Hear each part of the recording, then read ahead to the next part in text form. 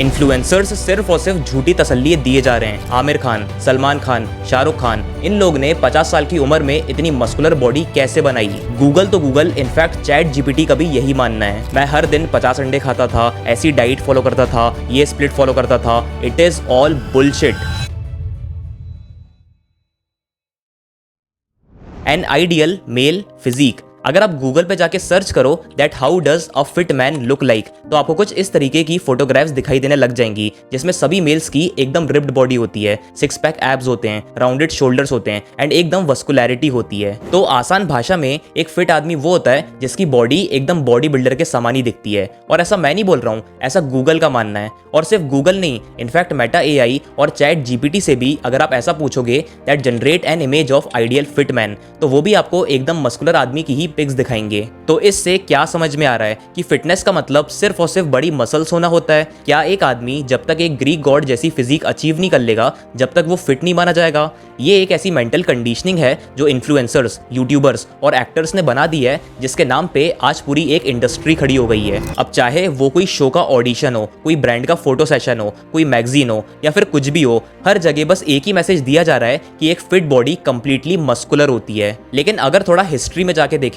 तो mail bodily standards हमेशा से ऐसे नहीं थे। पिछले 50 से 60 सालों में एक फिट आदमी का मतलब था वो जो फिजिकली एक्टिव हो, हेल्दी हो और जिसके अंदर स्टैमिना हो, एंड दैट्स इट। इसमें एब्स, शोल्डर, मसल्स का कोई लेन देन नहीं था। अगर आप पुराने जमाने के बॉलीवुड एक्टर्स को भी देखो तो देवानंद, राजेश खन्ना, अमिताभ बच्चन को भी एक फिटनेस आइकॉन माना जाता था, लेकिन उनकी कोई इतनी मस्कुलर बॉडी नहीं हुआ करती थी। लेकिन तब भी वो गुंडों को बराबर मारते थे, लड़कियां उनके पीछे पागल थीं, रोमांस था और एक हीरो का परफेक्ट रिप्रेजेंटेशन था। लेकिन अगर आजकल के एक्टर्स को देखें तो वो एक्टर कम बल्कि बॉडी बिल्डर ज्यादा दिखाई देते हैं। टाइगर श्रॉफ, जॉन अब्राहम, ऋतिक रोशन, वरुण धवन, इन सभी की फिजिक सिर्फ एक टेम्पलेट पे बेस्ड है, and that is chiselled abs, rounded shoulders, big chest. मतलब आज के टाइम पे अगर आपको एक्टर बनना है तो आपको एक्टिंग आए चाहे ना आए वो इतना इंपॉर्टेंट नहीं है, लेकिन आपकी बॉडी तो एकदम मस्कुलर होनी चाहिए, अदरवाइज आपको एज अ हीरो ज्यादा प्रेफरेंस नहीं दिया जाएगा। तो ये जो मॉडर्न वर्ल्ड ने एक सो कॉल्ड फिट और माचो मैन की डेफिनेशन क्रिएट कर दी है, उससे सबसे ज्यादा फर्क पड़ता है जवान लड़कों पे,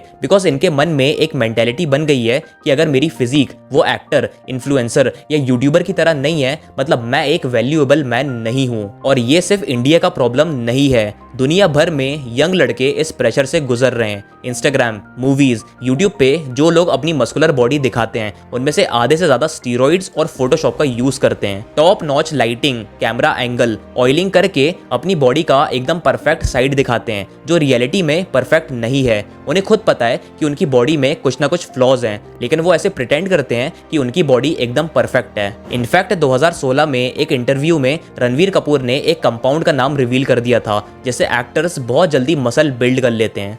Body shots get you sick to the stomach. Trust me. Yeah. Yes.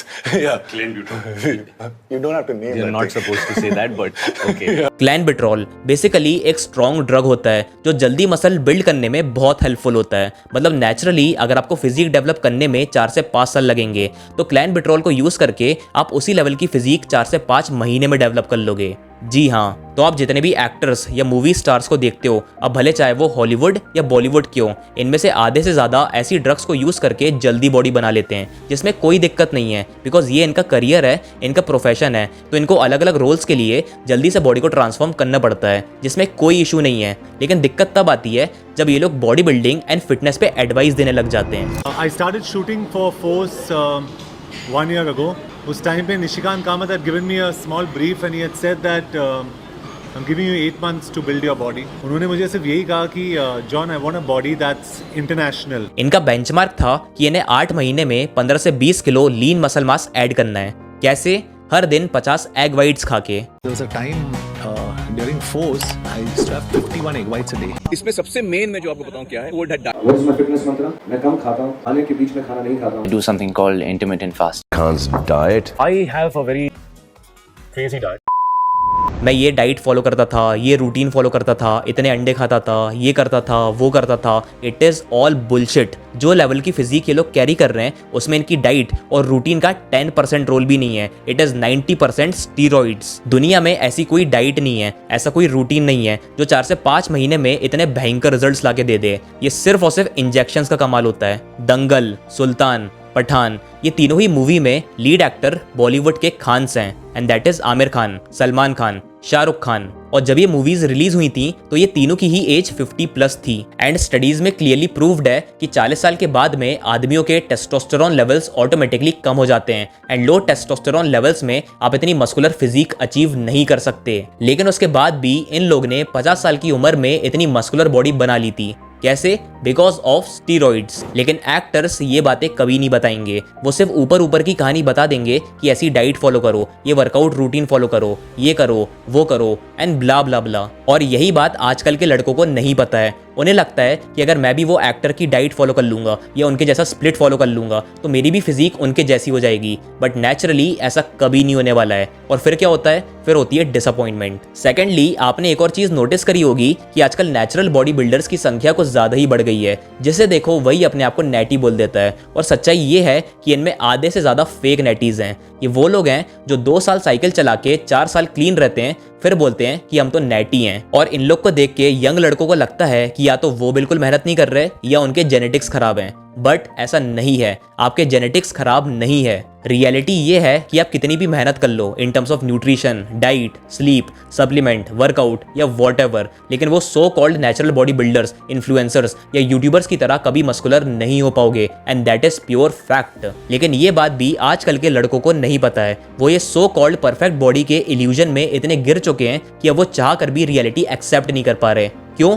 क्योंकि उन्हें झूठी तसल्लियां बेची गई हैं। आधे से ज्यादा इन्फ्लुएंसर्स और यूट्यूबर्स सिर्फ और सिर्फ फेक होप दे रहे हैं। क्यों? क्योंकि सोशल मीडिया पे ग्रो करने का सबसे टॉप मोस्ट तरीका है कि आप पहले लोगों के इमोशंस के साथ खेलो और फिर उन्हें झूठी तसल्ली दे दो। अगर आपने ये इमोशंस वाले पैटर्न को मास्टर कर लिया तो सोशल मीडिया पे तो आप ऐसे ग्रो करोगे। क्यों? क्योंकि लोग इस पैटर्न से रिलेट कर पाते हैं। अब आप खुद ही सोचो, कोई लड़का जो बहुत ही एवरेज लुकिंग है, जिसकी हाइट कम है और बहुत ही स्किनी सा है, जब वो इन्फ्लुएंसर या यूट्यूबर को ये बोलते सुनता है कि पहले मैं भी ऐसा था, फिर मैंने मेहनत करी और मैंने ये करा, वो करा, उसके बाद मैं ऐसा दिखता हूँ, तो वो ये बात से रिलेट कर लेगा और वो इन्फ्लुएंसर या यूट्यूबर को अपना आइडल मान लेगा। लेकिन वो लड़के को ये बात नहीं पता है कि जिस इन्फ्लुएंसर को वो अपना आइडल मान रहा है वो कभी भी अपनी पूरी कहानी नहीं बताएगा। वो सिर्फ और सिर्फ वन साइडेड स्टोरी शेयर करेगा लोगों का ट्रस्ट बिल्ड करने के लिए। ये रियलिटी है। और जब एक बंदा ऐसा काम करता है, उसे ये चीज करके रिजल्ट मिलते हैं, सोशल मीडिया पे ग्रोथ मिलती है, तो यही सेम पैटर्न दूसरे इन्फ्लुएंसर्स कॉपी पेस्ट करने लग जाते हैं। एक इन्फ्लुएंसर दूसरे इन्फ्लुएंसर को कॉपी करेगा, एक यूट्यूबर दूसरे यूट्यूबर को कॉपी करेगा, एक डायरेक्टर देखेगा कि वो मूवी में एक्टर के 6 पैक एब्स हैं, तो अब मेरे को भी अपनी मूवी में एक्टर के 6 पैक एब्स चाहिए।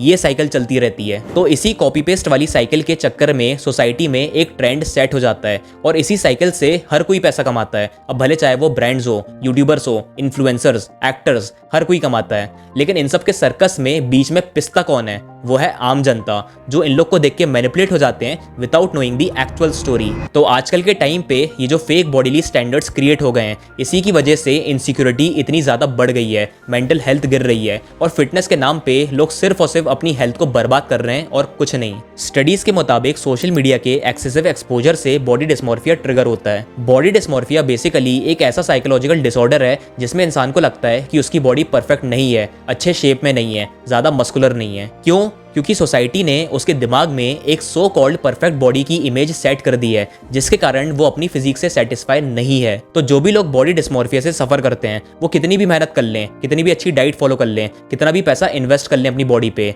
लेकिन वो कभी भी सेल्फ सेटिस्फाइड नहीं हो सकते और इसी के कारण मेंटल हेल्थ पे सबसे ज्यादा फर्क पड़ता है। एक और स्टडी जो international journal of eating disorder में पब्लिश हुई, उसमें देखा गया कि जो लोग सोशल मीडिया का ज्यादा यूज करते हैं उनमें ईटिंग डिसऑर्डर्स के सिम्टम्स ज्यादा कॉमन होते हैं। होते हैं। एक और रिसर्च जो जामा पीडियाट्रिक्स में पब्लिश हुई, उसमें देखा गया कि जो लोग अपनी बॉडी को सोशल मीडिया पे कंपेयर करते हैं उनमें डिप्रेशन और एंजाइटी लेवल्स सिग्निफिकेंटली ज्यादा होते हैं। अब आयरनी देखो, जो लोग फिटनेस के नाम पे अपने बॉडी गोल्स अचीव करना चाहते थे उनमें से आधे से ज्यादा लोग तो अपनी हेल्थ और फिटनेस को ही कॉम्प्रोमाइज करे जा रहे हैं। Performance enhancing drugs, extreme calorie restrictions, over training जैसी प्रैक्टिसेस बहुत नॉर्मल हो गई हैं सिर्फ और सिर्फ एक एस्थेटिक बॉडी पाने के लिए। और इसी की वजह से फिटनेस इंडस्ट्री आज के टाइम पे बस एक विजुअल स्पेक्टिकल बन गई है जिसमें आप कैसे दिखते हो बाय लुक्स, सिर्फ वो मैटर करता है। बाकी आपकी इंटरनल हेल्थ कैसी है उससे किसी को कोई मतलब नहीं है। फिटनेस का एक्चुअल मीनिंग होता है पावर, स्ट्रेंथ, फ्लेक्सिबिलिटी, मोबिलिटी, मतलब आप बिना थके कोई काम आराम से कर सको,